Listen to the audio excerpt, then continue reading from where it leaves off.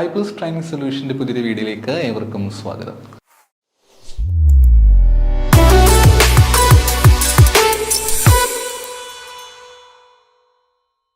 ഞാനിന്ന് ഇവിടെ നിങ്ങളുടെ മുന്നിൽ ഈ ഒരു ക്ലാസ്സുമായിട്ട് നിൽക്കുന്നത് വളരെ പ്രധാനപ്പെട്ട ചില കാര്യങ്ങൾ നിങ്ങളുമായിട്ട് പങ്കുവയ്ക്കാൻ വേണ്ടിയിട്ടാണ്.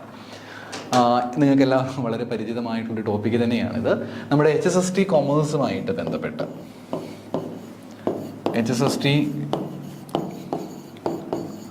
നമ്മുടെ HSST കോമേഴ്സുമായിട്ട് ബന്ധപ്പെട്ടിട്ടുള്ള ചില കാര്യങ്ങൾ നിങ്ങളുമായിട്ട് ഒന്ന് പങ്കുവെക്കാമെന്ന് ഞാൻ കരുതുകയാണ്.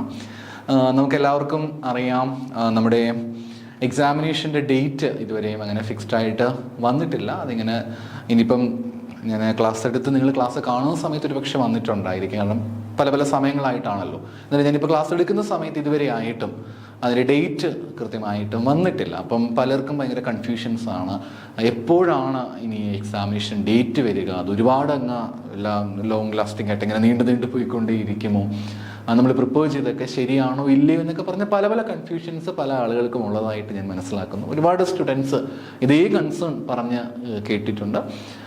തീർച്ചയായിട്ടും എല്ലാവരെയും പോലെ തന്നെ നമ്മൾ കുറച്ച് കൺഫ്യൂസ്ഡ് ആണ് കാര്യങ്ങളെല്ലാം. ബിക്കോസ് ഇപ്പം നോട്ടിഫിക്കേഷൻ വന്ന ഡേറ്റ് എനിക്ക് തോന്നുന്നു ജൂണിലായിരുന്നു നോട്ടിഫിക്കേഷൻസ് വന്നിട്ടുണ്ടായിരുന്നത്. ജൂൺ 2024 നോട്ടിഫിക്കേഷൻ വന്നത്. ലാസ്റ്റ് നോട്ടിഫിക്കേഷൻ്റെ അപ്ലൈ ചെയ്യാനുള്ള ലാസ്റ്റ് ഡേറ്റ് ജൂലൈ ആയിരുന്നു ലാസ്റ്റ് ഡേറ്റ് എന്ന് പറയുന്നത്. പിന്നെ ഇപ്പോൾ ജൂലൈ കഴിഞ്ഞിട്ട് ഇപ്പോൾ എത്ര മാസമായി? August, September, October, November, December. ഞാനിപ്പോൾ ക്ലാസ് എടുക്കുന്ന നിങ്ങളോട് സംസാരിക്കുന്ന സമയം ഡിസംബറാണ്. ഏതാണ്ട് 5 മാസത്തോളം ആയിട്ടുണ്ട്. ഇതുവരെയും ഡേറ്റ് വന്നിട്ടില്ല. അറ്റ്ലീസ്റ്റ് ഒരു 3 months ബിഫോർ എങ്കിലും ഡേറ്റ് മാർച്ച് വരെ ഉള്ള, അല്ലെങ്കിൽ ഇപ്പം വരികയാണെങ്കിൽ 3 മാസം കഴിഞ്ഞുള്ള പരീക്ഷയ്ക്കുള്ള ഡേറ്റ് ഇപ്പോഴേ വരേണ്ടതാണ്. ഇതുവരെ ഉള്ള എൻ്റെ അറിവ് ശരിയായി ഞാൻ ഈ ക്ലാസ് എടുക്കുന്ന സമയത്തുള്ള ഇൻഫർമേഷൻസ് വെച്ചിട്ടാണ് എങ്കിൽ മാർച്ച് 2025 വരെയുള്ള PSCയുടെ കാലണ്ടർ വെച്ചിട്ട് ഇതുവരെയും ഡേറ്റ്, കോമേഴ്സിൻ്റെ ഡേറ്റ് വന്നിട്ടില്ല. HSST കോമേഴ്സ് ഡേറ്റ് വന്നിട്ടില്ല. ഞാൻ പറയുന്നു, ഞാനിപ്പം ക്ലാസ് നിങ്ങളോട് ഞാൻ സംസാരിക്കുന്ന ഈ ഒരു വീഡിയോ റെക്കോർഡ് ചെയ്യുന്ന ഈ സമയം വരെ. അപ്പം പിന്നീട് വരുമായിരിക്കാം എന്തായാലും. അപ്പോൾ പിന്നെ എല്ലാവരും ഭയങ്കര കൺഫ്യൂഷനാണ്. ഇതുവരെയും ഡേറ്റ് വന്നില്ലല്ലോ, അപ്പോൾ ഇനി എപ്പോഴത്തേക്ക് കാണാൻ സാധ്യതയുണ്ട് എന്ന രീതിയിൽ. നിങ്ങൾക്കറിയാമല്ലേ, ജൂണിൽ നോട്ടിഫിക്കേഷൻസ് വിളിച്ച് മാർച്ച് വരെ ആകുകയാണ് എങ്കിൽ പോലും July, August, September, October, November, December, ജനുവരി, ഫെബ്രുവരി, മാർച്ച്, ഇപ്പം തന്നെ ഏതാണ്ട് 9 മാസത്തോളമായി. ഇപ്പോൾ ലാസ്റ്റ് ഡേറ്റ് വെച്ച് കൗണ്ട് ചെയ്താൽ പോലും ഏതാണ്ട് 8 മാസമായി നോട്ടിഫിക്കേഷൻസ് വന്ന്. 8 മാസം ഇതുവരെയും പരീക്ഷ നടക്കാൻ സാധ്യതയില്ലാതിരിക്കുന്നു. അപ്പോൾ സ്വാഭാവികമായിട്ടും നമുക്ക് അധികം ഇപ്പം കേരള PS നടക്കുന്ന മിക്ക പരീക്ഷകളും വളരെ ഫാസ്റ്റായിട്ടാണ് നടത്തിക്കൊണ്ടേയിരിക്കുന്നത്. അതുകൊണ്ട് തന്നെ നമുക്ക് അധികം സമയം നമുക്കങ്ങനെ പ്രതീക്ഷിക്കാനായിട്ടില്ല. ഇതുവരെ നടത്തിയിട്ടുള്ള എല്ലാ HSST പരീക്ഷയാണെങ്കിലും ഏതാണ്ട് നോട്ടിഫിക്കേഷൻ വന്ന് 5 അല്ലെങ്കിൽ ഒരു 6 മാസത്തിനും 9 മാസത്തിനിടയിലായിട്ടാണ് പല പരീക്ഷകളും നടന്നിട്ടുള്ളത്. നോട്ടിഫിക്കേഷൻ വന്ന് ഇത്രയും സമയം നമുക്ക് കിട്ടും. അതിനുശേഷമാണ് എക്സാമിനേഷൻസ് മറ്റും നടന്നിട്ടുള്ളത്. അപ്പോൾ അതുകൊണ്ട് തന്നെ നമ്മുടെ പരീക്ഷയും ഏതാണ്ടൊക്കെ ഒരു അസംഷൻ അനുസരിച്ചിട്ടാണെങ്കിൽ ഒരു ഏപ്രിലോട് കൂടി നമുക്ക് പ്രതീക്ഷിക്കാം. അല്ല എങ്കിൽ മെയ്. ഉറപ്പ് നമുക്ക് പറയാനായിട്ട് പറ്റില്ല. കാരണം ഇതൊക്കെ PSCയുടെ അണ്ടറിൽ വരുന്ന കാര്യങ്ങളാണ്. ഒരു നെക്സ്റ്റ് നമ്മുടെ ഒരു എക്സ്പെക്റ്റേഷൻസ് അല്ലെങ്കിൽ എക്സ്പെക്റ്റഡ് ഡേറ്റ് പറയുന്നത് മാത്രമേ ഉള്ളൂ. കാരണം ബാക്കി പരീക്ഷകളൊക്കെ ഇത്രയും ഗ്യാപ്പിനിടയിലാണ് വന്നിട്ടുള്ളത്, HSSTയുടെ എക്സാംസ് ഒക്കെ. അപ്പോൾ സ്വാഭാവികമായിട്ട് നമ്മുടെ കോമേഴ്സിൻ്റെ പരീക്ഷ ഒരുപക്ഷെ ഏപ്രിൽ കാണാം, അങ്ങേയറ്റം പോയി കഴിഞ്ഞാൽ മെയ്യിൽ കാണാമെന്ന് പ്രതീക്ഷിക്കാം. മെയ് ആണെങ്കിൽ പോലും ഒന്ന് ആലോചിച്ച് നോക്കി, നോട്ടിഫിക്കേഷൻ വന്ന് July, August, September, October, November, December, ജനുവരി, ഫെബ്രുവരി, മാർച്ച്, ഏപ്രിൽ, മെയ് ആണെങ്കിൽ തന്നെ ഏതാണ്ട് 11 മാസത്തോളം ആകും. അപ്പോൾ അത്രയും സമയം എടുക്കുമോ എന്നറിയില്ല. എന്നാലും നമുക്ക് ഇനി ആകെ മുന്നിലുള്ള ടൈം എന്ന് പറയുമ്പം ഏപ്രിൽ വെച്ചിട്ട് നിങ്ങൾ ഒന്ന് അസ്യൂം ചെയ്യുന്നതായിരിക്കും നല്ലത്. അതിൽ കൂടുതലാണെങ്കിൽ നമ്മൾ വറീഡ് ആകേണ്ട കാര്യമൊന്നുമില്ല. ഏപ്രിൽ എന്നുള്ളൊരു ഡേറ്റിലേക്ക് നമുക്ക് ചുരുക്കാം. ഇനി ഏപ്രിലേക്ക് വന്നേക്കാം എന്നുള്ള രീതിയിൽ. ഇനിയിപ്പോൾ മാർച്ചിലേക്ക് അഡീഷണൽ എക്സാമിനേഷനായിട്ട് അങ്ങാണം വരുമോ എന്നുള്ള കാര്യവും അറിയില്ല. എൻ്റെ അറിവ് ശരിയാണെങ്കിൽ എനിക്ക് തോന്നുന്നു മിക്കവാറും ഏപ്രിൽ കാണാനാണ് സാധ്യതയുള്ളത്. പിന്നെ അൾട്ടിമേറ്റ്ലി കേരള PSC ആണ് തീരുമാനിക്കേണ്ടത്. ഓക്കെ, എനിവേയ്സ് ഞാനിവിടെ നിങ്ങളോട് ഷെയർ ചെയ്യാൻ ആഗ്രഹിക്കുന്നത് ഈ ഒരു ഡേറ്റിൻ്റെ കാര്യങ്ങളെ പറ്റിയിട്ടും അധികമായിട്ടൊന്നുമല്ല. ഇതിപ്പോൾ എക്സ്പെക്റ്റഡ് ഡേറ്റിനെ പറ്റിയിട്ട് ഞാൻ പറഞ്ഞു പോകുന്നു മാത്രമേ ഉള്ളൂ. നമുക്ക് മുന്നിൽ അല്ലെങ്കിൽ പല കുട്ടികളും കുറച്ച് കൺസേൺ ആയിട്ട് പറയുന്ന ചില കാര്യങ്ങളെ പറ്റിയിട്ട് നിങ്ങളുമായിട്ട് ഷെയർ ചെയ്യാനാണ് ആഗ്രഹിക്കുന്നത്. ഫസ്റ്റ് ഓഫ് ഓൾ എനിക്ക് അറിയേണ്ടത് നിങ്ങളുടെ പ്രിപ്പറേഷൻ എന്തായി. ഡേറ്റിൻ്റെ കാര്യം എന്തോ ആയിക്കോട്ടെ, അതെന്തായാലും വന്നിരിക്കും, പരീക്ഷ തീർച്ചയായിട്ടും വന്നിരിക്കും. പ്രിപ്പറേഷൻ എവിടെ വരെ എത്തി? That is my question. നിങ്ങൾ എത്രത്തോളം നിങ്ങളുടെ പ്രിപ്പറേഷൻ എത്തിക്കഴിഞ്ഞിരിക്കുന്നു എന്നുള്ളതാണ്. അപ്പം പ്രിപ്പറേഷനെ പറ്റിയിട്ട് സംസാരിക്കുമ്പോഴത്തേക്ക് ആസ് യൂഷ്വൽ എപ്പോഴും കാണുന്ന പോലെ തന്നെ 3 വിഭാഗത്തിലുള്ള ആളുകൾ എന്തായാലും കാണും. അതിൽ ഒന്നാമത്തെ വിഭാഗം എന്ന് പറഞ്ഞിരിക്കുന്നത് കൃത്യമായിട്ട് പഠിച്ച് മുന്നോട്ട് പോയിക്കൊണ്ടിരിക്കുന്ന ആളുകൾ, എല്ലാ ദിവസവും കൃത്യമായിട്ട് പഠിച്ച് വളരെ ഷെഡ്യൂളായിട്ട് കൃത്യമായിട്ട് പ്രോപ്പറായിട്ട് തന്നെ പോകുന്ന കാറ്റഗറിപ്പെട്ട ആൾക്കാരാണ് ആദ്യത്തെ കാറ്റഗറി എന്ന് പറയുന്നത്. രണ്ടാമത്തെ കാറ്റഗറി എന്ന് പറയുമ്പോഴത്തേക്ക് കുറേയൊക്കെ നോക്കി, പിന്നെ കുറേയൊക്കെ വിട്ടുപോയി, പിന്നെയും നോക്കി, പിന്നെയും എന്താ പറയുക, ഇവരെ പോലെ ഇങ്ങനെ കണ്ടിന്യൂസ് ആയിട്ട് പോയിക്കൊണ്ടേയിരിക്കുന്നില്ല. ഇവിടെ പോകുന്നു, പിന്നെ ഇടയ്ക്കൊരു ബ്രേക്ക് വരും, പിന്നെയും സ്റ്റാർട്ട് ചെയ്യും, പിന്നെയും ബ്രേക്ക് വരും, പിന്നെയും സ്റ്റാർട്ട് ചെയ്യും, പിന്നെയും ബ്രേക്ക് വരും. ഈ ഒരു ടൈപ്പ് ഓഫ് ആൾക്കാരാണ് രണ്ടാമത്തെ കാറ്റഗറിക്കകത്ത് ഉള്ളത്.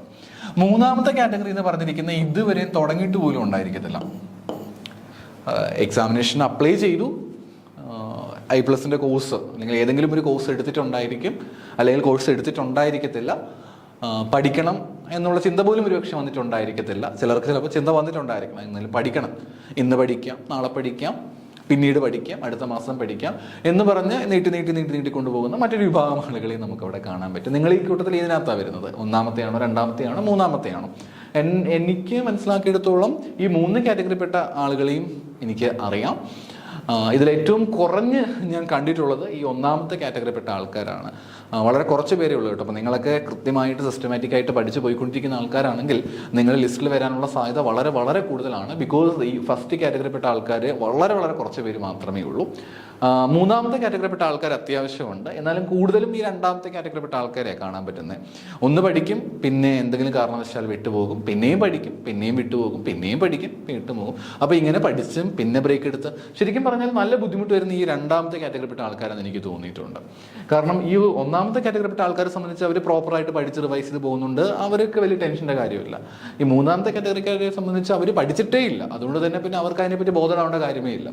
ഈ രണ്ടാമത്തെ കാറ്റഗറിപ്പെട്ട ആൾക്കാരാ കുറച്ച് പ്രയാസം അനുഭവിക്കുന്നുണ്ട് എനിക്ക് തോന്നിയിട്ടുള്ളത്. കാരണം അവരൊന്ന് പഠിച്ചു തുടങ്ങും, ബ്രേക്ക് എടുക്കും, പിന്നെ വീണ്ടും പഠിച്ചു തുടങ്ങും, അതേപോലെ തന്നെ പിന്നെ ബ്രേക്ക് എടുക്കും. ശരിക്കും പറഞ്ഞാൽ അപ്പോൾ അവരെ എടുക്കുന്ന എഫേർട്സിന് അതിനുള്ള റിസൾട്ട് കിട്ടുന്നുണ്ടെന്നുള്ളത് സംശയം. കാരണം കുറേ പഠിച്ചു കഴിഞ്ഞിട്ട് പിന്നെ വിട്ട് കഴിഞ്ഞിട്ട് പിന്നെ പഠിച്ചു തുടങ്ങുമ്പോൾ ആദ്യം പഠിച്ചെല്ലാം മറന്നു പോകും, പിന്നെയും പഠിച്ചു തുടങ്ങും, പിന്നെയും മറന്നു പോകും.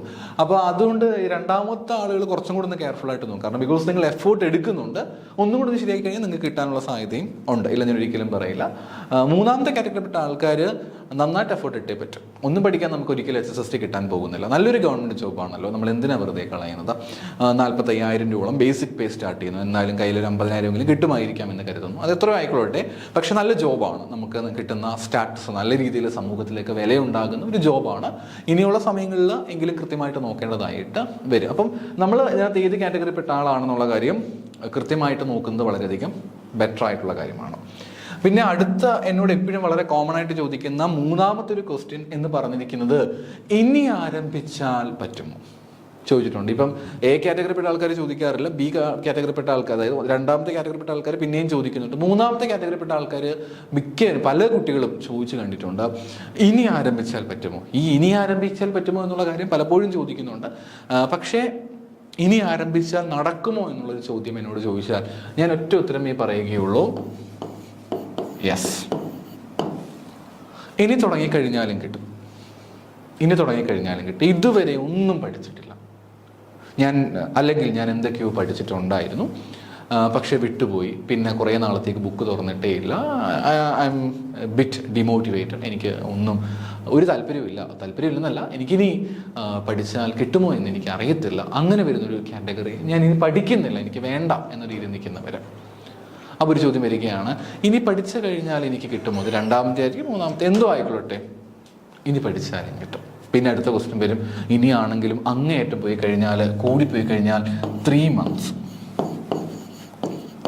അല്ലെങ്കിൽ 4 months, 3 മാസം അല്ലെങ്കിൽ 4 മാസം മാത്രമേ സമയമുള്ളൂ. ഈ 4 മാസം കൊണ്ടൊക്കെ ശ്രമിച്ചാൽ കിട്ടുമോ? തീർച്ചയായിട്ടും കിട്ടും. നിങ്ങൾ മനസ്സിലാക്കേണ്ട ഒരു സത്യമുണ്ട്, വളരെ കുറച്ച് പേര് മാത്രമാണ് നമുക്ക് ശരിക്കും പറഞ്ഞു കഴിഞ്ഞാൽ ഇങ്ങനെ പ്രിപ്പേർ ചെയ്തുകൊണ്ടേയിരിക്കുന്നത്. അതുകൊണ്ട് കൂടുതൽ പേരും പ്രിപ്പേർ ചെയ്യാം എന്ന് കരുതിക്കൊണ്ടിരിക്കുന്നത് കൊണ്ട് തന്നെ ഇനി കിട്ടുമോ എന്നുള്ള കാര്യത്തെപ്പറ്റി നിങ്ങൾ ആകുലപ്പെടേണ്ട കാര്യമില്ല. കാരണം ഇനി നിങ്ങളുടെ മുന്നിൽ 3 മാസം അല്ലെങ്കിൽ 4 മാസം സമയം ഉണ്ട്. ഏതാണ്ട് 7,500ഓളം ആപ്ലിക്കൻസ് ആണ് ഈ പറഞ്ഞിരിക്കുന്ന HSST കൊമേഴ്സിന് വേണ്ടിയിട്ട് അപ്ലൈ ചെയ്തിട്ടുള്ളത്. 7500ഓളം വരുന്ന ആപ്ലിക്കൻസ് ആണ് ഉള്ളത്. കഴിഞ്ഞ പ്രാവശ്യം തന്നെ ഏതാണ്ട് 140ഓളം അഡ്വൈസസ് ആണ് പോയിരിക്കുന്നത് കഴിഞ്ഞ പ്രാവശ്യത്തെ HSST കൊമേഴ്സിന്. അതിൽ തന്നെ 100ാമത്തെ റാങ്ക് വന്ന ആൾക്ക്, അതായത് 100 എന്ന് പറഞ്ഞിരിക്കുന്ന റാങ്ക് വന്നിരിക്കുന്ന ആൾക്ക്, ഫസ്റ്റ് 100ൽ വന്നിരിക്കുന്ന ആൾക്ക് മെയിൻ ലിസ്റ്റിൽ തന്നെ, ബാക്കിയുള്ളവർക്ക് റിസർവേഷനിൽ പോകുന്നുണ്ടെങ്കിലും മെയിൻ ലിസ്റ്റിൽ തന്നെ 100ാമത്തെ റാങ്ക് വന്ന ആൾക്കും ജോലി കിട്ടിയിട്ടുണ്ട്. അപ്പം അത് നിങ്ങൾ എപ്പോഴും ആലോചിച്ച് വെക്കണം. കഴിഞ്ഞ വർഷത്തെ കട്ട് ഓഫ് എന്ന് പറയുന്നത് 19ആണ്. നമ്മളതൊന്നും കണക്കാക്കേണ്ട കാര്യമില്ല. നമുക്ക് മുന്നിൽ വളരെ റീസെൻ്റ് ആയിട്ട് നടന്നിരിക്കുന്ന ഒരു പരീക്ഷയുമായിട്ടൊന്ന് തുലനം ചെയ്ത് നോക്കിക്കഴിഞ്ഞാൽ ഈ പറഞ്ഞിരിക്കുന്ന കാര്യം മനസ്സിലാക്കാനായിട്ട് പറ്റും. NVT കൊമേഴ്സിൻ്റെയാണ് കേട്ടോ പറയുന്നത്. NVT കൊമേഴ്സിൻ്റെയാണ് പറയുന്നത്. NVT കൊമേഴ്സിൻ്റെ റിസൾട്ട് പരീക്ഷ വന്നു കഴിഞ്ഞപ്പോഴത്തേക്ക് 39 മാർക്കായിരുന്നു കട്ട് ഓഫ്. എത്ര മാർക്കാണ്? 39 ആയിരുന്നു കട്ട് ഓഫ് എന്ന് പറയുന്നത്. 39ാമത്തെ മാർക്കാണ് കട്ട് ഓഫ് എന്ന് പറയുന്നത്. അപ്പം 39 വാങ്ങിച്ച ആളുകളുണ്ടായിരുന്നു. 39 ആലോചിച്ച് നോക്കണം. 100ൽ 39ആണ് കട്ട് ഓഫ്. നിങ്ങൾ ഇപ്രാവശ്യം നടത്തിയിട്ടുള്ള ഏത് HSSTയുടെ പരീക്ഷ എടുത്തു കഴിഞ്ഞാലും കട്ട് ഓഫ് ഏതാണ്ടൊക്കെ ഒരു 30നും 40നും ഇടയ്ക്കാണ് മിക്കതും. അല്ലെങ്കിൽ അങ്ങേറ്റം പോയി കഴിഞ്ഞാൽ 30നും 45നും ഇടയ്ക്കാണ് ബഹുഭൂരിപക്ഷം HSST പരീക്ഷയുടെയും കട്ട് ഓഫ് വന്നിരിക്കുന്നത്. അതാണ് ഇത് സത്യമായിട്ടുള്ള കാര്യം തന്നെയാണ്. ഏതാണ്ട് 50 മാർക്കൊക്കെ വാങ്ങിക്കുന്ന ആൾക്കാരാണ്, 50 അല്ലെങ്കിൽ 50+ മാർക്കൊക്കെ വാങ്ങിക്കുന്ന ആൾക്കാരാണ് മിക്കപ്പോഴും ഫസ്റ്റ് പൊസിഷനിലേക്ക്. 60ഒക്കെ എനിക്ക് തോന്നുന്നില്ല, വേറെ ഏതെങ്കിലും പേപ്പറിന് ഉണ്ടോ എന്ന് എനിക്കറിയത്തില്ല. അപ്പം അതൊരു ഡിഫറൻസ് ആണല്ലേ. അപ്പം സാധ്യതയുണ്ട്. 39 മാർക്ക് കട്ട് ഓഫ് വരുന്നുണ്ട്. അതും മെയിൻ ലിസ്റ്റിൽ 27 പേരെ ഉൾപ്പെടുത്തിയിട്ടുണ്ടായിരുന്നുള്ളൂ. NVTക്ക് നിങ്ങൾ അതിനെപ്പറ്റി ബോധമിടാകണ്ട. HSSTക്ക് കൂടുതൽ വേക്കൻസീസ് ഉള്ളതാണ്. ഓട്ടോമാറ്റിക്കലി ഒരുപാട് പേര് ചിലപ്പോൾ ഷോർട്ട് ലിസ്റ്റിലേക്ക് വരും. So it's A golden opportunity for you. നിങ്ങൾക്ക് മുന്നിൽ കിട്ടിയിരിക്കുന്ന ഏറ്റവും നല്ല ഒരു ഓപ്പർച്യൂണിറ്റിയാണ് ഈ പറഞ്ഞിരിക്കുന്ന HSST കൊമേഴ്സ് എന്ന് പറഞ്ഞിരിക്കുന്ന എക്സാം എന്ന് പറയുന്നത്. ഇത് നിങ്ങളെപ്പോഴും ഓർത്തു വെക്കേണ്ട ഒന്ന് തന്നെയാണ്. എനിക്ക് വളരെ പരിചയമുള്ള ഒരു വ്യക്തി, വളരെയധികം ഇതുവരെയും ഒരു പരീക്ഷ, എല്ലാ PSC പരീക്ഷകളിലും വളരെ ലേസി ആയിട്ട് പോയി അവസാനം ലൈഫിൽ തന്നെ വളരെ സ്ട്രഗിൾ ചെയ്യുന്നൊരു വ്യക്തി ഉണ്ടായിരുന്നു. എനിക്ക് പരിചയമുള്ള ഒരു വ്യക്തി. HSSTയുമായിട്ട് ബന്ധപ്പെട്ട് തന്നെ പറയാം. ഒരുപാട് കഷ്ടപ്പെട്ട് തന്നെ പോയിക്കൊണ്ടിരുന്നതാണ്. ചിലപ്പം എൻ്റെ വീഡിയോ കാണുന്ന നിങ്ങൾ പലരെ പോലെ തന്നെ ചിന്തിച്ചിട്ടുണ്ടായിരുന്നൊരു വ്യക്തിയാണ്. എന്ത് ചെയ്യണമെന്ന് അറിയത്തില്ല. ഇപ്പോഴും ഏജ് ആണെങ്കിൽ കൂടി വന്നുകൊണ്ടേയിരിക്കുന്നു. അപ്പോൾ ഇനി ശ്രമിച്ചാൽ കിട്ടത്തില്ല എന്നൊരു ഡീമോട്ടിവേഷൻ എല്ലാം ഉണ്ടായിരുന്നു. പക്ഷേ എന്തോ ഒരു സെക്കൻഡ് സമയത്ത് ചിന്തിച്ചു, ഒന്ന് പ്രിപ്പയർ ചെയ്ത് നോക്കാം. വേറൊരു പരീക്ഷയ്ക്കും പ്രിപ്പയർ ചെയ്തിട്ടില്ല. ആ ഒരു കുറച്ച് മാസം, 2 മാസ സമയത്തോളം പ്രിപ്പയർ ചെയ്തു. 2 മാസ സമയത്തോളം പ്രിപ്പയർ ചെയ്തു. പക്ഷേ ആ സമയത്ത് നന്നായിട്ട് തന്നെ പ്രിപ്പയർ ചെയ്തിരുന്നു. അതില്ലെന്ന് ഞാൻ ഒരിക്കലും പറഞ്ഞു. നന്നായിട്ട് പ്രിപ്പയർ ചെയ്തു. കഴിഞ്ഞ പ്രാവശ്യം HSSTക്കകത്ത് ക്രാക്ക് ചെയ്യുകയും ചെയ്തു. HSST കിട്ടി, ജോലിക്ക് കയറുകയും ചെയ്തു. ശരിക്കും പറഞ്ഞാൽ ആ ഒരു സ്റ്റാറ്റസിൽ തന്നെ ഉണ്ടായൊരു മാറ്റം നിങ്ങൾക്കത് മനസ്സിലാക്കാനായിട്ട് പറ്റില്ല. കാരണം എല്ലാവരും, അല്ലെങ്കിൽ കൂടുതൽ പേരും, ഏറ്റവും അടുത്ത സുഹൃത്തുക്കൾക്കൊക്കെ അറിയാമായിരുന്നു, നമുക്കൊക്കെ നന്നായിട്ട് അറിയാമായിരുന്നു, നല്ല കഴിവുള്ള കൂട്ടത്തിലാണ്, ശ്രമിച്ചാൽ കിട്ടും. പക്ഷേ കൂടുതൽ പേരും കരുതിയിരിക്കുന്നത് വളരെ ഇൻഎഫിഷ്യൻ്റ് ആയിട്ടുള്ള, എത്ര ശ്രമിച്ചാലും അങ്ങനെ പഠിക്കാൻ, അങ്ങനെ കോളേജുകളിലൊന്നും ഭയങ്കര ഇതായിട്ട് നിൽക്കുന്ന ആളൊന്നും അല്ലായിരുന്നു. അപ്പം അതുകൊണ്ട് തന്നെ എല്ലാവരും കരുതി ഓക്കെ കിട്ടാനൊന്നും പോകുന്നില്ല എന്ന രീതിയിൽ. പക്ഷേ ഒരുപാട് പ്രഗത്ഭരായ ആൾക്കാരും ഭയങ്കര അന്ന്, അല്ലെങ്കിൽ സ്വയമേ ഭയങ്കര ഞാനൊക്കെ ഒരു വലിയ സംഭവമാണെന്ന് വിചാരിക്കുന്ന പലരും പുറത്ത് നിൽക്കുമ്പോഴും ഈ വ്യക്തി ഈസി ആയിട്ട് ക്രാക്ക് ചെയ്തു പോയി. ഒരു ഒറ്റ പരീക്ഷയ്ക്കാണ് പ്രിപ്പയർ ചെയ്തിട്ടുണ്ടായിരുന്നത്. അതോടുകൂടി സമൂഹത്തിൻ്റെ കിട്ടുന്ന ഒരു വാല്യൂ വളരെ വലുതാണ്.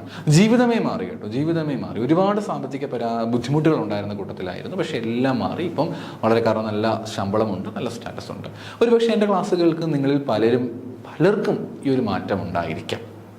ഇത്രയും വീഡിയോ കണ്ട് നിങ്ങൾ ഇവിടം വരെ എത്തിയിട്ടുണ്ട് എങ്കിൽ, എൻ്റെ ഈ വാക്ക് നിങ്ങൾ കേൾക്കുന്നുണ്ടെങ്കിൽ, നിങ്ങളിപ്പോൾ ചിന്തിക്കുന്നുണ്ട് നിങ്ങളെക്കൊണ്ട് പറ്റത്തില്ല, ചിന്തിക്കുകയാണ് എന്നെക്കൊണ്ട് കഴിയത്തില്ല, ശ്രമിച്ചാലും പറ്റില്ല. പക്ഷേ എവിടേക്കോ എന്തൊക്കെയോ ഒരു ആഗ്രഹം, ഒന്ന് ശ്രമിച്ച് നോക്കിയാലോ, ഒന്ന് ട്രൈ ചെയ്ത് നോക്കിയാലോ. അങ്ങനെ എവിടെയെങ്കിലും ഒരു ഉള്ളിൻ്റെ ഉള്ളിൽ എവിടെയെങ്കിലും ഒരു ആഗ്രഹം നിങ്ങൾക്കുണ്ട് എങ്കിൽ തീർച്ചയായിട്ടും ഉണ്ട് എന്നുള്ളതിൻ്റെ തെളിവാണ് നിങ്ങൾ ഇത്രയും സമയം എൻ്റെ വീഡിയോ കണ്ടു എന്നുള്ളത്. അങ്ങനെ വീഡിയോ നിങ്ങൾ കണ്ടിട്ടുണ്ട് എങ്കിൽ ഡെഫിനറ്റായിട്ട് നിങ്ങളുടെ ഉള്ളിൽ ആഗ്രഹമുണ്ട്. പക്ഷേ ഇതുവരെയും പരീക്ഷയ്ക്ക് പഠിച്ചിട്ടില്ല, ഞാനിതുവരെയും ഒന്നും ശ്രമിച്ചിട്ടില്ല, എനിക്കിതുവരെ ഒരു ലിസ്റ്റിൽ പോലും വന്നിട്ടില്ല, ഞാൻ കോളേജിലൊക്കെ ആവറേജ് ആയിരുന്നു, ഞാൻ ഇതുവരെ അങ്ങനെ മറ്റുള്ളവരുടെ മുന്നിൽ വളരെ പ്രഗത്ഭരായിട്ട് തോന്നിയിട്ടില്ല. പക്ഷേ അങ്ങനൊരു വ്യക്തിയായിട്ടുള്ള എനിക്ക് ഈ പറഞ്ഞിരിക്കുന്ന പോലെ ആദ്യത്തെ 100-നകത്ത് വരാൻ പറ്റുമോ, അല്ലെങ്കിൽ ആദ്യത്തെ 200-നകത്ത് വരാൻ പറ്റും, അങ്ങനെയുള്ള കഴിവ് എനിക്കുണ്ട്. ഇന്നേ വരെ ജീവിതത്തിൽ അങ്ങനെയൊന്നും സംഭവിച്ചിട്ടേ ഇല്ല. ഇനി വല്ല അത്ഭുതങ്ങൾ സംഭവിക്കണം, അത്ഭുതങ്ങൾ സംഭവിക്കും. അനുഭവങ്ങൾ മുന്നിലുണ്ടല്ലോ. ഞാനീ പറഞ്ഞ എക്സാമ്പിൾ തൊട്ട് മുമ്പ് ഞാൻ നിങ്ങളോട് പറഞ്ഞ എക്സാമ്പിൾ ഇതേ ഒരു കാറ്റഗറിപ്പെട്ട ആളായിരുന്നു. അങ്ങനെ എല്ലാവരും അതിൽ അടുത്ത സുഹൃത്തുക്കളായിട്ടുള്ള നമുക്ക് ചിലർക്ക് അറിയാമായിരുന്നു എത്രത്തോളം ക്യാപ്പബിലിറ്റി ഉണ്ട് എന്നുള്ള കാര്യം. അല്ലാതെ നോക്കുന്ന ആൾക്കാരെ സംബന്ധിച്ച് നോക്കുമ്പോഴത്തേക്ക് അതിശയമായിരുന്നു, ഇതെങ്ങനെ കിട്ടി? ആ അതിശയത്തിന് യാതൊരു കാര്യവുമില്ല. കാരണം ഇപ്പം നല്ല രീതിയിൽ മുന്നോട്ട് പോയിക്കൊണ്ടിരിക്കുന്നു. നിങ്ങളും തീർച്ചയായിട്ടും വലിയ മാറ്റങ്ങൾ നിങ്ങൾക്ക് കൊണ്ടുവരാൻ പറ്റും. നിങ്ങളുടെ ഒരു നിമിഷത്തെ ചിന്ത മാത്രം മതി. അതിനു വേണ്ടിയിട്ട് നിങ്ങളങ്ങ് ഒരുപാട് ശ്രമിച്ച് നമ്മളെക്കൊണ്ട് ഒട്ടും പറ്റാത്ത അങ്ങനെയൊന്നും ഇവിടെ ആരും ആവശ്യപ്പെടുന്നില്ലല്ലോ. ശ്രമിക്കുക, ഇനിയും സമയമുണ്ട്, ഒന്നും വൈകിയിട്ടില്ല, ഇനിയും സമയമുണ്ട്, ഇനിയും നിങ്ങളുടെ മുന്നിൽ സമയമുണ്ട്. ശ്രമിച്ചാൽ ഈസി ആയിട്ട് ക്രാക്ക് ചെയ്യാൻ പറ്റും. അപ്പോൾ പിന്നെ ചോദ്യം വരും, എങ്ങനെ ശ്രമിക്കണം സാർ? എനിക്കറിയില്ല എങ്ങനെയാണ് പഠിക്കേണ്ടത്, എന്താണ് ഞാൻ പഠിക്കേണ്ടത്? തുടങ്ങാൻ പോകുന്നതേ ഉള്ളൂ, അല്ലെങ്കിൽ ഞാൻ തുടങ്ങുന്നു, ഞാൻ ഒരു വട്ടം തുടങ്ങി, ഒരുപാട് ആഗ്രഹമുണ്ടായിരുന്നു, പക്ഷേ ഇത് ഫാമിലി പ്രോബ്ലംസ് അല്ലെങ്കിൽ എൻ്റെ മടി ഇത് കാരണം ഞാൻ നിർത്തി, പിന്നെ ബുക്ക് തുറന്നിട്ടില്ല, പിന്നെ എപ്പോഴെങ്കിലും താല്പര്യം തോന്നുന്നു പിന്നെയും തുറക്കും, പിന്നെയും മടി സിസ്റ്റമാറ്റിക് ആയിട്ട് പോകുന്നില്ല, ഇങ്ങനെ പോയിക്കൊണ്ടിരിക്കുകയാണ്. അപ്പോൾ ഇങ്ങനെ ഒരു അവസ്ഥയിൽ ഞാൻ എങ്ങനെയാണ് ഇത് ക്രാക്ക് ചെയ്യുക, അതൊക്കെ എന്നെ കൂടെ സാധ്യമാക്കുമോ എന്നുള്ള കാര്യത്തിൽ പലപ്പോഴും പലരും ഡൗട്ട് ആകുന്നുണ്ട്. You don't worry about it. I will give you A concise idea about it, എങ്ങനെ നിങ്ങൾക്കിത് മുന്നോട്ട് പോകാൻ പറ്റും എന്നുള്ളത്. അപ്പോൾ ഇതിൽ നിങ്ങൾ തന്നെ നോക്കേണ്ട കുറേ കാര്യങ്ങളുണ്ട്. എന്തുകൊണ്ടാണ് എന്നെക്കൊണ്ട് പഠിക്കാൻ പറ്റാതെ പോകുന്നത്? ഞാൻ പറഞ്ഞാൽ മറ്റേ എ കാറ്റഗറിപ്പെട്ട ആൾക്കാരെ പറ്റിയിട്ടല്ലോ, മറ്റേ ഒന്നാമത്തെ കാറ്റഗറിപ്പെട്ട അവർ കൃത്യമായിട്ട് പോകുന്നുണ്ട് കേട്ടോ. നിങ്ങൾ സിസ്റ്റമാറ്റിക്കായിട്ട് തന്നെ നിങ്ങളുടെ കാര്യങ്ങൾ മുന്നോട്ട് കൊണ്ടുപോവുക. എന്നാൽ ഇടയ്ക്ക് എവിടെയെങ്കിലുമൊക്കെ വെച്ച് ഈ രണ്ടാമത്തെയും മൂന്നാമത്തെയും കാറ്റഗറിപ്പെട്ട ആൾക്കാർ, ഞാൻ ആദ്യം എക്സാമ്പിൾ പറഞ്ഞില്ലേ, അവർക്ക് വേണ്ടിയിട്ടാണ് പറയുന്നത്. നിങ്ങൾ ശരിക്കും പറഞ്ഞു കഴിഞ്ഞാൽ വറിയിടാകേണ്ട യാതൊരു കാര്യവും ഇല്ല. സത്യസന്ധമായിട്ട് പറയുകയാണെങ്കിൽ നിങ്ങൾ ആദ്യം മനസ്സിലാക്കുക, എവിടെയാണ് എനിക്ക് എന്താണ് സംഭവിക്കുക, അല്ലെങ്കിൽ എന്തുകൊണ്ടാണ് എനിക്ക് ഈ ഒരു പ്രശ്നം സംഭവിക്കുന്നത്. അതിൽ മിക്ക ആൾക്കാരോടും അതിൻ്റെ റീസൺ ഞാൻ അന്വേഷിക്കുന്ന സമയത്ത് ചോദിക്കാറുണ്ട്. പല കുട്ടികളും ഇങ്ങനെ നമ്മളോട് ചോദിക്കും, എന്താണ് എനിക്ക് സംഭവിച്ചത്, എന്തുകൊണ്ടാണ് എനിക്കിങ്ങനെ സംഭവിക്കുന്നത്? അപ്പോൾ റീസൺ ചോദിക്കുന്ന സമയത്ത് മിക്ക ആൾക്കാരും പറയുന്ന കാര്യമാണ്, എനിക്ക് ഫാമിലിയുണ്ട്. എസ്പെഷ്യലി നമ്മൾ ഗേൾസിനോടാണ് ചോദിക്കുന്നതെങ്കിൽ പറയും, എനിക്ക് ഫാമിലിയുണ്ട്, കുട്ടികളുടെ കാര്യം നോക്കണം, വീട്ടിലെ കാര്യങ്ങളൊക്കെ നോക്കാനായിട്ടുണ്ട്, അതിനിടയ്ക്ക് സമയം കണ്ടെത്താൻ എന്നെക്കൊണ്ട് പറ്റുന്നില്ല. ഇത് വളരെ കോമൺ ആയിട്ട് ഞാൻ കേൾക്കുന്ന ഒരു കാര്യമാണ്. അങ്ങനെ ഇഷ്യൂസ് പറയുന്നവരുണ്ട്. പിന്നെ ബോയ്സിനോടൊക്കെ ചോദിക്കുവാണെങ്കിൽ ചില ആൾക്കാരോട് നമ്മൾ സംസാരിക്കുമ്പോൾ ജോലി തിരക്കുകൾ കാരണം സമയം കിട്ടുന്നില്ല. കാരണം മണിക്കൂറുകളോ എടുത്ത് ട്രാവൽ ചെയ്ത് സ്ഥലത്തേക്ക് പോകണം, പിന്നെ ഓഫീസ് പ്ലേസിലുണ്ടാകുന്ന ടെൻഷൻസ്, പ്രഷേഴ്സ്, എനിക്കത് കാരണം ഒന്നും പഠിക്കാനായിട്ട് പറ്റുന്നില്ല. മോസ്റ്റ്ലി എനിക്ക് തോന്നുന്നു BEd കഴിഞ്ഞിട്ടുള്ളവരാണല്ലോ HSST എഴുതുന്നത്. സ്വാഭാവികമായിട്ടും ജോലിക്ക് ഒന്നെങ്കിൽ സ്കൂളിലൊക്കെ കയറിയിട്ടുള്ളവരായിരിക്കാം, അല്ലെങ്കിൽ മറ്റേതെങ്കിലും ജോലി നിൽക്കുന്നവരായിരിക്കാം. അങ്ങനെ പറയുന്നവരും ധാരാളമുണ്ട്. എന്നെക്കൊണ്ട് പറ്റുന്നില്ല എന്ന രീതിയിൽ തന്നെ കംപ്ലൈൻറ്റ് പറയുന്ന കുറേ പേരെ നമുക്ക് അറിയാം. എനിക്ക് ജോലി തിരക്കുകൾക്കിടയിൽ പഠിക്കാനായിട്ട് സമയം കിട്ടുന്നില്ല എന്ന് പറയുന്നവരുണ്ട്. പിന്നെ മറ്റൊരു വിഭാഗത്തോട് ചോദിച്ചു കഴിഞ്ഞാൽ അവർക്കും സമയമില്ല.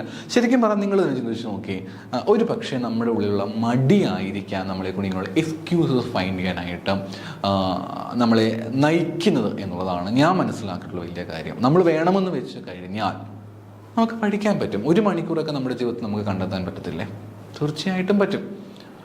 നിങ്ങളിപ്പോഴേ ഇങ്ങനെയുള്ള പരാതികൾ ആലോചിച്ചിരിക്കുകയാണ്, എനിക്ക് ജോലിക്ക് പോകണം, ജോലിക്കിടയിൽ സമയം കണ്ടെത്താൻ പറ്റും, ഇങ്ങനെ നിങ്ങൾ ചിന്തിക്കുന്നുണ്ടെങ്കിൽ എല്ലായ്പ്പോഴും നിങ്ങൾ ഇപ്പോൾ ചെയ്യുന്ന കുറച്ച് സ്ട്രെസ്ഫുൾ ജോബ് തന്നെ ആയിരിക്കും ഉണ്ടായിരിക്കുക. ഇപ്പം കുറച്ച് നാൾ ഹാർഡ് വർക്ക് ചെയ്തേ പറ്റൂ. ജോലി തിരക്കുകളുണ്ട്, അല്ലെങ്കിൽ വീട്ടിലെ കാര്യങ്ങൾ ബുദ്ധിമുട്ടാണ്, ഫാമിലി ഇഷ്യൂസ് ഉണ്ട്, അങ്ങനെയൊക്കെ വരുമ്പോഴത്തേക്ക് you have to find time for yourself. അല്ലാതെ നിങ്ങൾക്ക് ഒരിക്കലും ജോലി വീട്ടിൽ കൊണ്ട് ആരും തരാൻ പോകുന്നില്ല. ഇൻഡിപെൻഡൻ്റ് ആയിട്ട് നിൽക്കണമെങ്കിൽ നിങ്ങൾക്ക് സ്വന്തമായിട്ട് കാശുണ്ടായാലേ ഇൻഡിപെൻഡൻ്റ് ആയിട്ട് നിൽക്കാൻ പറ്റുകയുള്ളൂ. ഇത്രയും സ്റ്റാറ്റസുള്ള ജോബ് ഇത് നിങ്ങൾ എപ്പോഴും ഓർത്തു വെച്ചു. ഇല്ലെങ്കിൽ നിങ്ങളുടെ കൂടെ പഠിച്ചിട്ടുള്ള പലരും വലിയ പൊസിഷനിലേക്ക് പോകുമ്പോൾ ഞാനൊന്നും ചെയ്തില്ലല്ലോ എന്ന് ആലോചിച്ച് നെടുപുറപ്പെട്ടിരിക്കാനേ പറ്റുകയുള്ളൂ. സോ ഫസ്റ്റ് ഓഫ് ഓൾ നിങ്ങൾ തന്നെയാണ് എന്ത് കണ്ടെത്തേണ്ടത്? ടൈം കണ്ടെത്തേണ്ടത്. കുറച്ചൊന്ന് ശ്രമിച്ചാൽ നമുക്ക് സമയം കണ്ടെത്താൻ പറ്റാവുന്നതേ ഉള്ളൂ. ഒന്നുകിൽ ദിവസവും ഒരല്പസമയം മുന്നേ ഒന്ന് എഴുന്നേക്കാൻ നോക്കും. ഇപ്പം നമ്മൾ ഉറങ്ങുന്നുണ്ടെങ്കിൽ ഒരു മണിക്കൂർ നിങ്ങളുടെ ഉറക്കം ഒന്ന് സാക്രിഫൈസ് ചെയ്യാനായിട്ട് ട്രൈ ചെയ്ത് നോക്കും. ചിലപ്പോൾ നിങ്ങൾ 1 മണിക്കൂർ ആയിരിക്കാം ഉറങ്ങുന്നതിന് 1 മണിക്കൂർ മുമ്പേ ഒന്ന് എഴുന്നേൽക്കാനായിട്ട് ശ്രമിച്ചു കഴിഞ്ഞാൽ നമുക്ക് 1 മണിക്കൂർ ഈസി ആയിട്ട് ഫൈൻഡ് ചെയ്യാൻ പറ്റും. പിന്നെ അല്ലെങ്കിൽ നിങ്ങൾ രാത്രിയിൽ കൂടുതൽ സമയം ഇരുന്ന് പഠിക്കാൻ ആഗ്രഹിക്കുന്നവരാണെങ്കിൽ 1 മണിക്കൂർ കണ്ടെത്താൻ ശ്രമിക്കാം. ജോലി തിരക്കുകളൊക്കെ ഒന്ന് മാറ്റിവെച്ച് ദിവസവും 1 മണിക്കൂർ കണ്ടെത്താൻ നിങ്ങളെ കൊണ്ട് പറ്റത്തില്ലേ? തീർച്ചയായിട്ടും പറ്റും. ശ്രമിച്ചാൽ പറ്റാത്തതായിട്ട് ഒന്നും തന്നെയുമില്ല. 1 മണിക്കൂറെങ്കിലും മതി. ആ 1 മണിക്കൂർ കൺസിസ്റ്റൻ്റ് ആയിട്ട് മുന്നോട്ട് പോകാൻ ശ്രമിക്കും. വലിയ മാറ്റങ്ങൾ ഉണ്ടാകും. നിങ്ങൾ ഓർത്ത് വെച്ചോ, ഈ വീഡിയോ നിങ്ങൾ കാണുന്നുണ്ട്, നിങ്ങളിത് ഇൻസ്പയർഡ് ആയിട്ട് നിങ്ങൾ പഠിക്കാൻ തീരുമാനിച്ചിട്ടുണ്ടെങ്കിൽ നിങ്ങളുടെ ജീവിതമേ മാറ്റിമറിക്കാൻ പോകുന്നൊരു കാര്യമാണിത്. ജീവിതമേ മാറ്റിമറിക്കാൻ പോകുന്ന കാര്യമാണിത്. ചിലർക്കെങ്കിലും ഒരു എക്സ്പീരിയൻസ് തീർച്ചയായിട്ടും ഉണ്ടാകുന്ന കരുതുന്നത്. ഓർത്ത് വെച്ച് നിങ്ങളൊരു ഇങ്ങനൊരു നമ്മൾ പ്രിപ്പയർ ചെയ്യാൻ സ്റ്റാർട്ട് ചെയ്തു, നിങ്ങൾ പ്രിപ്പയർ ചെയ്ത് ജോലിക്ക് കയറി 1-2 വർഷം കഴിയുമ്പോൾ തിരിച്ച് വീണ്ടും ഈ വീഡിയോ ഒന്ന് കണ്ടു നോക്കൂ. ഉണ്ടെങ്കിൽ യൂട്യൂബിൽ തീർച്ചയായിട്ടും കാണുമായിരിക്കും, ഒന്ന് കണ്ടു നോക്കൂ. തീർച്ചയായിട്ടും നിങ്ങൾക്ക് ആ ഒരു മാറ്റം മനസ്സിലാക്കാനായിട്ട് പറ്റും. വലിയ മാറ്റങ്ങൾ കൊണ്ടുവരാൻ പറ്റും. 1 മണിക്കൂറെങ്കിലും 1 മണിക്കൂർ ഒന്ന് നിങ്ങളൊന്ന് പ്ലാൻ ചെയ്യാൻ ശ്രമിച്ചു നോക്കി, തീർച്ചയായിട്ടും പറ്റും. അപ്പോൾ പിന്നെ അടുത്തൊരു ക്വസ്റ്റ്യൻ വരും, നമുക്ക് ഒട്ടുമേ പറ്റുന്നില്ല, എപ്പോഴത്തേക്ക് എനിക്ക് സമയം? ഒരു കൃത്യമായ ഒരു സമയം ഞാൻ പറയുകയാണെങ്കിൽ, നിങ്ങളിപ്പോൾ ഒരു വർക്ക് ചെയ്യുന്ന ഒരാളാണ് അല്ലെങ്കിൽ ജോലി തിരക്കുള്ള ആളാണെങ്കിൽ നിങ്ങൾക്ക് 2 രീതിയിൽ, ഞാൻ 1 മണിക്കൂറിൻ്റെ കാര്യം അറ്റ്ലീസ്റ്റ് ആണ് പറഞ്ഞത്, എങ്കിലും ഞാൻ നിങ്ങളോട് പറയുന്നു, നിങ്ങൾക്ക് മോർണിംഗിൽ കുറച്ച് സമയം നിങ്ങൾക്ക് സ്പെൻഡ് ചെയ്യാനായിട്ട് പറ്റും. അതേപോലെ ഈവനിങ്ങിൽ കുറച്ച് സമയം സ്പെൻഡ് ചെയ്യാനായിട്ട് പറ്റും. എൻ്റെ പേഴ്സണൽ ഒപ്പീനിയൻ എന്ന് പറഞ്ഞിരിക്കുന്നത് മോർണിംഗിൽ നിങ്ങൾക്ക് ഒരു 2 hours എങ്കിലും, ഞാൻ പറയുന്നത് സമയം കണ്ടെത്താൻ പറ്റുന്നവരെ സംബന്ധിച്ചിട്ടാണ്, ഒരു ഈവനിങ്ങിലേക്ക് വരുമ്പോഴത്തേക്ക് 2 hours എങ്കിലും കണ്ടെത്താനായിട്ട് നോക്കുക. ഇനി എത്ര ശ്രമിച്ചിട്ടും എനിക്ക് 2 മണിക്കൂർ കണ്ടെത്താനേ പറ്റുന്നില്ല എങ്കിൽ അറ്റ്ലീസ്റ്റ് 1 മണിക്കൂറെങ്കിലും മോർണിംഗിലും അതേപോലെ 1 മണിക്കൂർ ഈവനിങ്ങിലും കണ്ടെത്താൻ ശ്രമിച്ചു നോക്കി. ഫോൺ ഉപയോഗിക്കുന്ന സമയം മതിയായിരിക്കും. ചിലർ പറയും എനിക്ക് കുഞ്ഞു കുട്ടികളൊക്കെ ഉണ്ട്, അപ്പം കുട്ടികളെ മാനേജ് ചെയ്യുമ്പോൾ പഠിക്കാൻ പാടാണ്. ആ കുട്ടി ഉറങ്ങിയതിന് ശേഷം കിട്ടുന്ന സമയം നോക്കൂ. അപ്പം നിങ്ങളെ സംബന്ധിച്ച് നിങ്ങൾ എങ്ങനെയെങ്കിലും ആ 1 മണിക്കൂർ കണ്ടെത്താൻ നോക്കുക. പിന്നെ ഞാൻ എപ്പോഴും അല്ലെങ്കിൽ ഞാൻ ഫോളോ ചെയ്യുന്നൊരു സിസ്റ്റം എന്ന് പറയുന്നത്, എനിക്ക് സക്സസ്ഫുൾ ആയിട്ടുള്ള രീതി എന്ന് പറയുന്നത് ടൈം മാനേജ്മെൻറ്റ് അല്ല. ഇത്രയും സമയം ഞാൻ സമയത്തെ പറ്റി പറഞ്ഞിട്ട് പിന്നെ ഞാൻ സമയം അങ്ങനെ ടൈം മാനേജ്മെൻറ്റ് അല്ല എന്ന് പറയുന്ന റീസൺ, ഞാൻ ഫോളോ ചെയ്ത് എനിക്ക് സക്സസ് ആയിട്ട് തോന്നിയിട്ടുള്ളത് ഈ സമയം, ഇത് മണിക്കൂർ നമ്മൾ കണ്ടെത്താൻ പറ്റിയാലും നമുക്ക് അത് ചെയ്തു തീർക്കാൻ പറ്റും. ഞാൻ എപ്പോഴും ഇമ്പോർട്ടൻസ് കൊടുക്കുന്ന ഓരോ ദിവസത്തെ ടാർഗറ്റുകൾക്കാണ്. ഡെയിലി ടാർഗറ്റുകൾ സെറ്റ് ചെയ്ത് വെച്ച് നിങ്ങൾ പഠിക്കാൻ ശ്രമിക്കണം. അപ്പോൾ നിങ്ങൾക്ക് ഈ പ്രഷർ ഉണ്ടാകത്തില്ല. രാവിലെ 1 മണിക്കൂർ എനിക്ക് പഠിക്കാൻ പറ്റിയില്ലല്ലോ ഉച്ചയ്ക്ക്, അങ്ങനെയല്ല. ഡെയിലി ടാർഗറ്റുകൾ നിങ്ങൾ സെറ്റ് ചെയ്ത് നോക്കിയാൽ, ഒരു ഉദാഹരണം പറയുകയാണെങ്കിൽ, ഇപ്പം ഞാൻ ഒരു ടാർഗറ്റ് സെറ്റ് ചെയ്ത് വെക്കുകയാണ്, എനിക്ക് ഇന്ന് ഞാൻ പഠിച്ചു തീർക്കേണ്ട ടോപ്പിക്സ് എന്ന് പറഞ്ഞിരിക്കുന്നത്, 1 GST, എനിക്ക് GSTയുടെ ഹിസ്റ്ററി പഠിക്കണം. രണ്ടാമതായിട്ട് ഞാൻ തീരുമാനിച്ചിരിക്കുന്നത് GSTയിൽ എനിക്ക് CGST പഠിക്കണം. മൂന്നാമതായിട്ട് GSTN പഠിക്കണം. ഇതാണ് ഇന്നത്തെ എൻ്റെ ടാർഗറ്റ് എന്ന് കരുതുക, ഈ ദിവസത്തെ ടാർഗറ്റ്.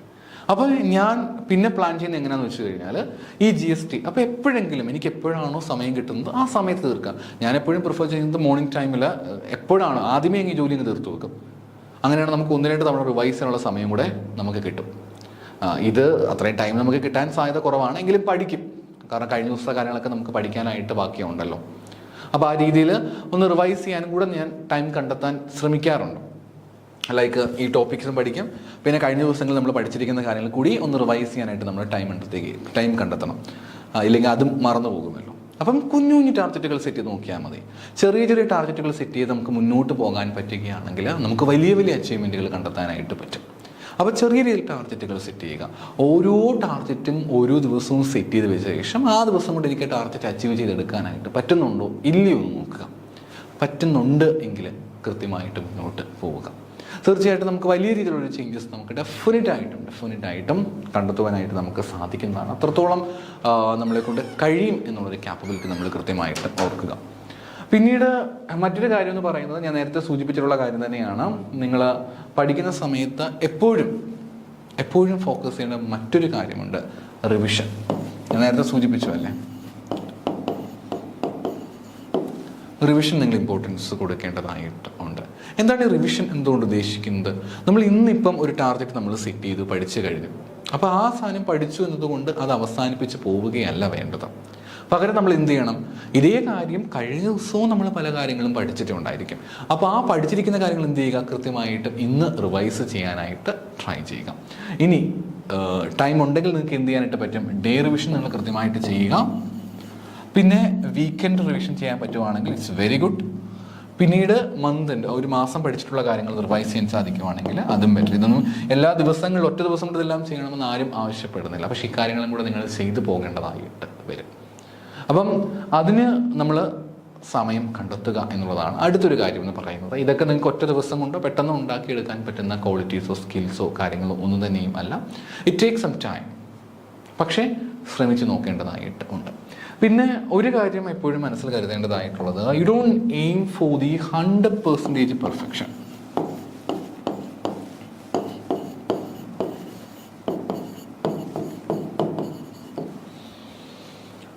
ഈ 100% പെർഫെക്ഷനിലേക്ക് നമ്മൾ പോകുമ്പോഴത്തേക്കാണ് we have to face some challenges. പക്ഷേ അങ്ങനെയൊന്നും ആരെയെ കൊണ്ട് തീർക്കാനായിട്ട് പറ്റുകയില്ല. അറ്റ്ലീസ്റ്റ് നിങ്ങൾ കുറച്ചെങ്കിലും വായിച്ച് വെക്കുന്നുണ്ടെങ്കിൽ actually that will help you at the time of your exams. നിങ്ങളുടെ എക്സാമിൻ്റെ സമയമാകുമ്പോഴത്തേക്ക് നിങ്ങൾക്ക് തീർച്ചയായിട്ടും ഹെൽപ്പ് ചെയ്യുന്നതായിരിക്കും. അപ്പം ഒന്ന് കൃത്യമായിട്ടും പറ്റുന്നിടത്തോളം പഠിച്ചു പോവുക. ദെൻ പഠിക്കുന്നതിനൊപ്പം തന്നെ നിങ്ങൾ എന്ത് ചെയ്യുക, പ്രോപ്പറായിട്ടുള്ള റിവിഷൻ കൂടെ നിങ്ങൾ ചെയ്തു പോവുകയാണെങ്കിൽ നിങ്ങൾക്ക് തീർച്ചയായിട്ടും അത് ഈ ഒരു പോർഷൻ നിങ്ങൾക്ക് എളുപ്പമായിരിക്കുമെന്നാണ് ഞാൻ പറയുന്നത്. ഇനി അടുത്തൊരു കാര്യം കൂടി എനിക്ക് നിങ്ങളോട് ഷെയർ ചെയ്യാനുള്ളത്, ഇതുവരെ ഒന്നും പഠിച്ചു തുടങ്ങിയിട്ടില്ലാത്തൊരു വ്യക്തിയാണ് നിങ്ങളെങ്കിൽ നിങ്ങൾക്ക് മുന്നിൽ ഇനിയുള്ള സമയം എന്ന് പറയുന്നത് ഒരു ജാനുവരി എടുക്കാം, ഫെബ്രുവരി, മാർച്ച്, ഏപ്രിൽ എക്സാം ആണെന്ന് കരുതുക.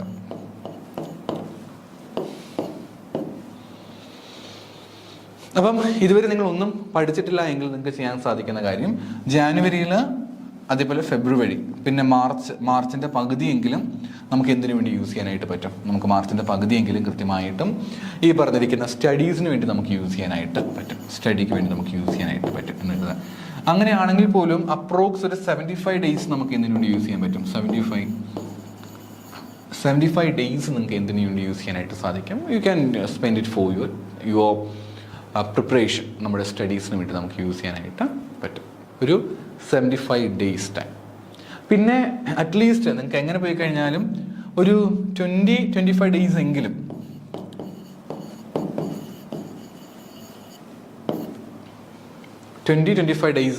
നിങ്ങൾക്ക് എന്ത് കിട്ടും? റിവിഷന് വേണ്ടിയുള്ള ടൈം നിങ്ങൾക്ക് തീർച്ചയായിട്ടും കിട്ടും. അപ്പോൾ ഒരു 75 ഡേയ്സ് നിങ്ങൾക്ക് എന്ത് യൂസ് ചെയ്യാം? For your preparation and for your studies. Remaining 20-25 days time for your proper revision. So again there is a question, how can we complete the entire portions within the 75 days? Of course it is literally an impossible thing for everyone.